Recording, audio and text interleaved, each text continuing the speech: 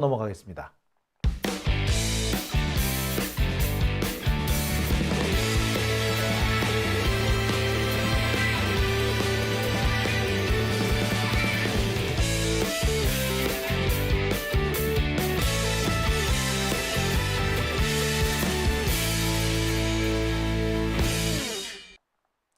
네, 오밤중의 뉴스 함께 하고 계신 지금 시각 12시 51분 지나고 있습니다.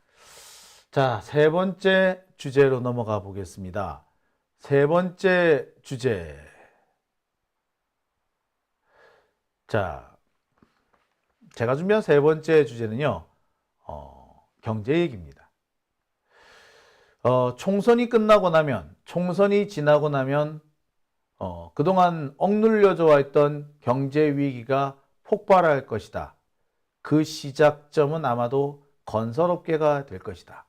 이른바 부동산 PF, 부동산 PF가 터지면서 경제 위기, 아니 경제 붕괴가 시작될지도 모른다. 라는 그런 불안이 지금 경제 전반에 쫙 번지고 있습니다. 근데 이런 불안은요, 진보 진영이나 혹은 업계에서만 퍼져 있는 게 아닌 것 같습니다. 지금 이른바 극우 진영들 역시도 총선 이후에 경제가 엄청나게 어려울 것이다. 아마 위기가 생길지도 모른다. 라고 걱정하고 있습니다. 이게 진보 진영 혹은 뭐 건설업계 이런 데서만 떠도는 게 아니고요. 보수 진영들도 그런 걱정을 하고 있습니다. 아니, 걱정의 내용을 보면 훨씬 구체적이고 더 많이 떨고 있어요. 하나하나 짚어보겠습니다. 자, 여러분, 제가 극우 진영 혹은 뭐 극우 매체라고 하면 어떤 매체를 듣는지 잘 아실 겁니다. 데일리안이나 혹은 뭐 뉴데일리 이런 걸 제가 얘기를 하는데, 자, 이 뉴데일리 거기에서 이런 기사가 났습니다. 건설업계 하반기 정책 지원 끊긴다. 총선 후 위기설 확산. 이런 기사가 최근에 보도가 된 바 있습니다. 올해 하반기에는 정책 금융이 다 없어지기 때문에 부동산 업계들이, 특히 건설업계들이 우수수 무너질 수 있다라는 보도인 거죠. 이게 무슨 소리냐? 얼마 전에 부동산 PF가 위기다라는 보도가 한참 떠돌았습니다. 지난 연말에 부동산 PF 위기 이런 얘기 참 많았었죠. 자, 부동산 PF 위기가 터진다고 하니까 이른바 공적 자금이 투입됩니다. 현재 투입된 공적 자금은 약 85조입니다. 이미 투입된 것도 있고요. 앞으로 투입될 것도 있습니다. 하여튼 총 규모가 85조예요. 이게 지난 1월 10일에 이 투입이 발표됐다고 해서 일십 대책임이라고 합니다. 그래서 일단 부동산 PF 위기는 넘어갔어요. 딱 그 무렵에 이른바 태영건설 부도설이 한참 터졌죠. 실제로 태영건설이 워크아웃에 들어갑니다. 워크아웃 들어갈 때면 이래야 된다 저래야 된다 자기들끼리 싸우고 생 난리도 한번 났었죠. 자, 여하튼 그때가 1월 10일이었고요. 그때 이 부동산 PF와 관련해서 85조 원이 투입될 거라고 했습니다. 그래서 정말 부실한 거는 터트리고 우량한 거는 잘 위기를 넘어갈 수 있도록 해주고 이렇게 한다는 계획이었어요. 자, 그런데 이게 언제로 끝난다? 올 하반기에는 끝난다. 그리고 총선이 끝나고 나면은 남아있는 자금이 얼마 없을 거다. 따라서 손절당하는 건설업체들이 생길 거다. 총선 후 부실기업 손절 가능성. 그렇게 되면 어떻게 된다? 일부 한계 기업들은 부도가 날 거다. 그리고 그 기업이 부도나면 연쇄부도로 두수수수 이어지게 될 거다라는 거죠. 더 이상 이들의 부실을 끌고 갈 수 없다는 얘기입니다. 그다가 금리도 앞으로 인하가 될 가능성이 없다는 거죠. 현재 우리나라 금리가 미국보다 낮잖아. 그래서 지금 상태에서 금리를 낮출 수도 없어요. 자, 그 상황에서 금리는 안 낮춰주고 정책금융은 없어진다? 그럼 어찌 된다? 우수수수 날아갈 거다. 자, 이 기사의 원래 최종 목표는 뭐다?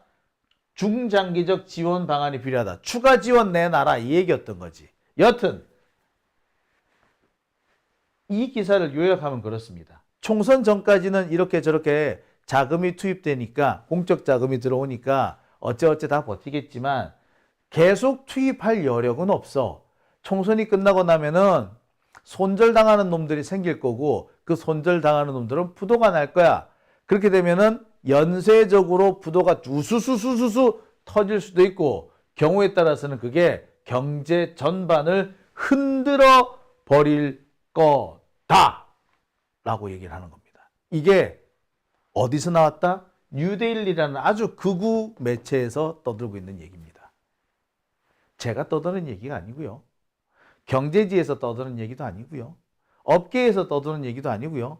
자, 가장 윤석열 편을 세게 노골적으로 들었던 극우 매체들이 이렇게 보도를 합니다.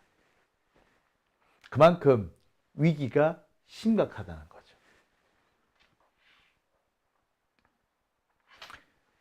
지금 이렇게 건설업계들이 위기를 겪는 이유는요. 기본적으로 부동산 시장이 최악의 상황에 놓여져 있기 때문입니다. 자, 부동산 시장이 왜 최악이냐? 간단합니다. 경기가 침체됐기 때문에 그 여파로 부동산 시장도 침체를 겪을 수밖에 없는 겁니다. 사실은 제가 몇 번 말씀드린 바 있습니다만 이 경제가 호황이 되면은요.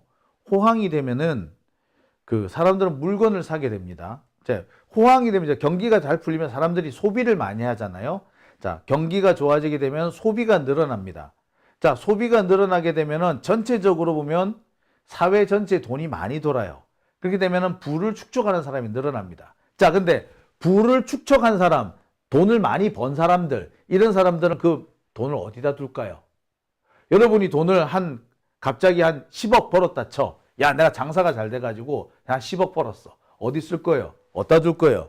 예, 거의 100 건물을 산다, 부동산을 산다라고 할 거예요. 그죠?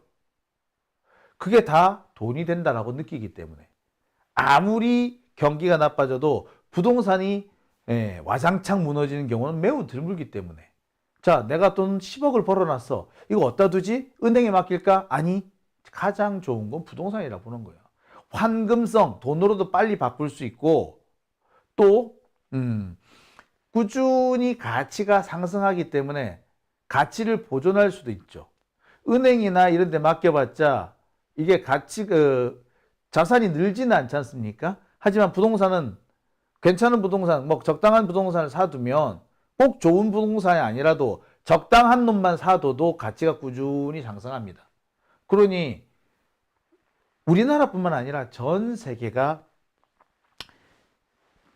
축적된 자본의 최종적인 형태는 부동산입니다. 죄송합니다. 목에 좀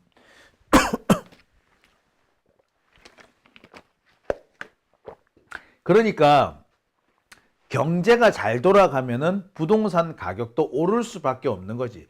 돈 버는 사람이 많으니까. 근데 지금 윤석열이 들어서고 난 다음에 지금 경제가 개판 아닙니까? 경제 성장이 계속 마이너스야. 일본보다도 경제 성장률이 낮은 게 현실 아닙니까? 언제 우리나라가 0.8%, 1.6% 이렇게 성장하는 때가 어디 있었어? 이렇게 저성장일 때가 없었어요. 이게 이명박 박근혜 때 이후 다시 처음입니다. 문재인 정부 때는 계속 꾸준히 성장을 했고요. 그래서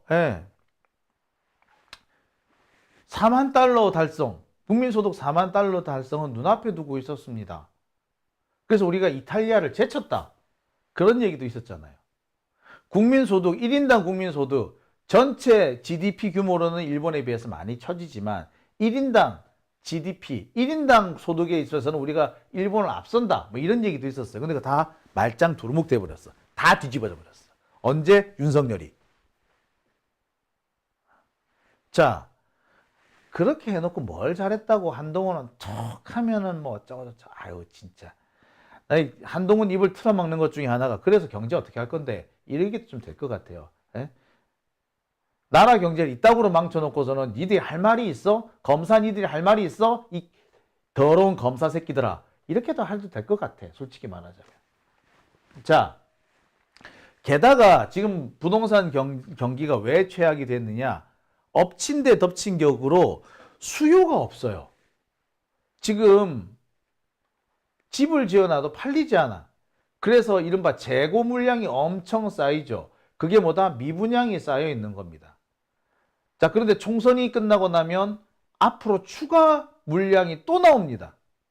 이미 재고가 상당히 쌓여 있는데 또 새 제품, 신제품이 물려 나오는 거예요. 그럼 어떻게 됩니까? 네. 말 그대로 폭락인 거죠. 지금 경제 상태가 딱 그 상태입니다. 이 상태예요. 그러니까 물건을 팔아야지. 그러니까 건설업체니까 건물, 아파트, 공장, 오피스텔 이런 거를 팔아야지. 그래야지 돈이 돌 거 아니야. 근데 못 팔아. 안 팔려. 돈은 거기에 많이 들어갔어. 그런데 회수가 안 되는 거예요. 그럼 어찌 된다? 망하는 거지. 부도 나는 겁니다. 그게 언제? 총선이 끝나고 난 다음에. 지금까지는 어째어째 돈이라도 빌려서 어떻게 해서 빚을 막는 걸로 해서라도 어떻게 견뎌 왔는데 총선 이후가 되면 이제 더 이상 못하게 될 거다. 빚으로 빚을 막지도 못하고 빚을 더 내지도 못하는데 추가 물량까지 재고 물량까지 더 쏟아지면서 망하게 될 거다. 이게 파다하게 지금 번져 있는 겁니다. 이런 위기설을 더 부추기는 게 뭐다? 바로 엊그저께 있었던 태영건설 부도입니다. 태영건설 부도 났어요. 2월 26일 어제네. 금융위원회 한국거래소에 통지서가 갑니다. 태영건설 이재규 대표이사가 부도가 났다라고 공식적으로 인정합니다. 60억이야. 신한은행 여의도 대기업 금융센터에 부도가 났다라고 태영건설이 인정합니다. 부도 사유? 예금 부족, 부도 경위, 기업구조조정촉진법에 의거 채권은행의 공동관리 절차 개시 결정에 따른 금융채권 상환유예 및 지급 제한. 이게 뭐다? 워크아웃 중이었다는 얘기야. 워크아웃 중에 부도가 났다는 얘기를 하는 거예요.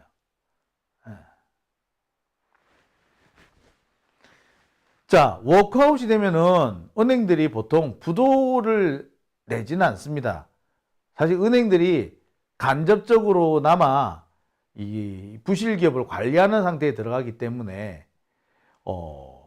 일부러 부도 내지는 이렇게 부도를 일부러 내지는 않습니다. 근데 부도가 났다는 걸 뭘 말한다? 사실상 워크아웃이 깨졌다라는 걸 의미하죠.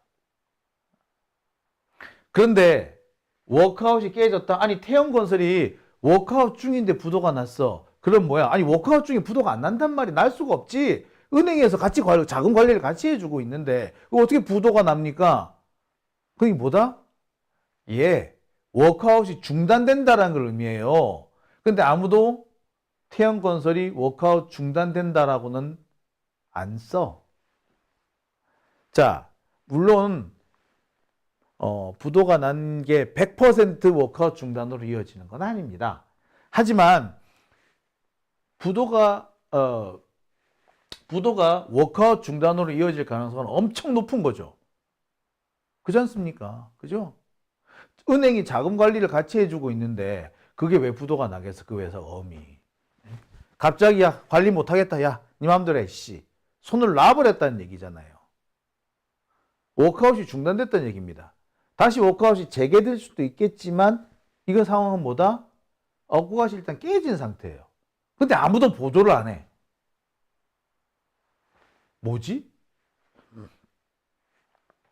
두 가지 가능성이 있죠. 윤석열 정권이 이 사태가 경제 전반에 미칠 위기, 그래서 민심의 동요 이런 것들을 막기 위해서 언론의 입을 틀어 막고 있다. 이게 한 가지. 또 한 가지는 윤석열 정권이 SBS를 자기들 입맛대로 쪼물락거리고 싶은데 말을 잘 안 듣네. 야, 그러면 돈 안 준다. 한번 망해볼래? 라고 한번 참교육에 들어갔거나 이 두 가지 가능성인 거죠. 둘 다 가능성이 있어요. 자, 하지만 문제는 이런 태형건설의 부도가 단순히 부도로만 끝나는 게 아니라는 겁니다. 태형건설의 일시적인 부도의 문제이거나 윤석열이 태형건설 좀 손봐주려고 말을 안 들으니까 경고 차원에서 한 걸 수도 여러 가지 가능성이 있지만, 자, 이것이 이런 일들이 어떻게 보면 돌발적인 이런 사안들이 경제에 큰 악영향을 미칠 수 있죠. 경제에 큰 악영향 정도가 아니라 사실상 이게 트리거가 돼가지고 전체적인 경제 위기로 넘어갈 수도 있는 겁니다. 말 그대로 경제 위기 상황이 지금 벌어지는 거죠. 자, 태형건설 같이 참 거대 기업이에요. 이거 태형건설은 중견건설업체라고 안 하고 이쯤 되면은 대기업이라 그러면 재벌이라 그래. 재벌급 기업이야. 이 재벌 기업도 지금 60억 돈이 없어가지고 부도가 나는 판이거든요. 그럼 다른 작은 회사들은 상황이 어떨까요? 네. 말해 뭐해지. 태형건설이 이 정도인데 다른 회사들은 말해 뭐해. 예. 그런데 태형건설이 부도가 난다? 그럼 다른 건설 업체들한테는 어떤 영향을 미칠까요? 예. 당장 부동산 PF부터 상당히 흔들릴 겁니다. 윤석열 정권이 어떤 의도에서 태형건설을 갑자기 고의 부도를 냈는지는 모르겠으나 이것이 경제 전반에는 불황을 붕괴를 부르는 트리거가 되는 겁니다. 아시다시피 지금 우리 경제에 위험물이 지금 축적돼 있죠. 인화물질이 쌓여 있다. 누구는 그런 말씀을 하시더라고요. 우리나라 경제가 지금 폭발하기 직전인데 폭발할 수밖에 없는 인화물질들이 쌓여 있다. 당장 주택담보대출 연체율이 급증하고 있고 신용카드 연체율도 급증하고 있는데 가계대출은 역대 최악, 자영업도 역대 최악인 거야. 자, 그런데 이미 총선을 전후해서 무슨 일이 벌어지고 있다고? 빚을 내서 빚을 갚는 자영업자들이 역대 최대치로 증가한 상태다. 자, 빚을 내서 빚을 갚는 자영업자들. 사실상 돈 못 버는 자들인 거잖아요. 돈 못 버는 자영업자들이 이렇게 많다는 얘기입니다. 자, 이런 상황에서 과연 참 예. 이런 상황에서 윤석열 정권이 태형건설 조금 교육시키겠다고 경고하는 차원에게 한번 단도리 한번 하겠다고 태형건설을 살짝 부도를 냈다. 이거는 진짜 섭을 지고 불에 뛰어드는 것일 수도 있고요. 탄약고 앞에서 담배 피는 거야. 알아듣기 쉽게 합시다. 탄약고 앞에서 담배 피는 겁니다. 탄약고 앞에서 담배 피면 어찌 된다? 진짜 큰일 나죠. 지금 경제 상황이 그거예요. 만약에 태형건설 이 부도 상황이 정말 제가 말씀드린 대로, 제가 예측한 대로 고의성이 좀 있는 거라면 탄약고 앞에서 담뱃불 붙인 것과 똑같은 상황입니다. 불씨 관리를 잘 할 수 있다고 생각했겠지. 하지만 탄약고 앞에서 불 잘못 피우면 끝장나는 거죠. 지금 상황이 딱 그 상황입니다. 그리고 지금 벌써 그게 진행이 되고 있고 상황에 따라서는 총선이 끝나자마자 탄약고가 폭발할 수 있는 탄약고 폭발 불러올 수 있는 상황이다. 뭐 그렇게 볼 수 있는 겁니다. 자, 여러분들 어떻게 생각하십니까? 사실 윤석열이고 한동훈이고 조금이라도 이성을 가지고 있는 자 같으면 지금 국정에서 뭐가 중요한지 금방 알죠. 지금 중요한 것은 경제 위기입니다. 이 경제 위기를 어떻게 극복할 것이냐. 특히 부동산 PF 위기, 야 이거 심각하잖아요. 이 심각한 위기를 어떻게 넘어갈 것이냐. 여기에 모든 신경을 다 집중을 해야 됩니다. 근데 지금 윤석열하고 한동훈은 뭐 하고 있다? 예. 여전히 자신의 권력을 더 강화하기 위한 권력 노름을 하고 있죠. 그래서 검찰을 동원해 가지고 언론 플레이를 하고 수사를 하려고 그러고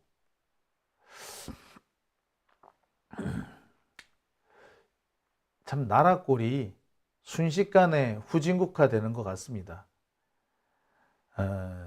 정말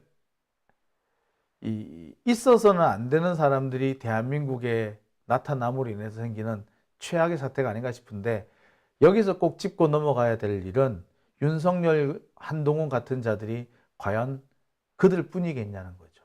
검찰에 널리고 깔린 게 그런 정치검사 축에도 못 드는 양아치 검사 아니야. 솔직히 얘들은 정치검사라고 말하기도 너무 좀 쪽팔려.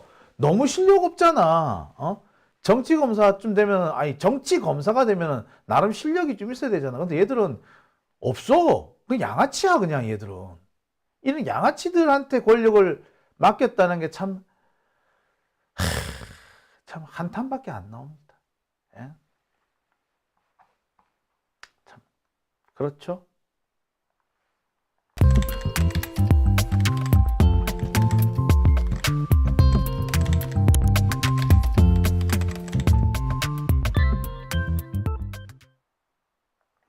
네, 오밤중에 뉴스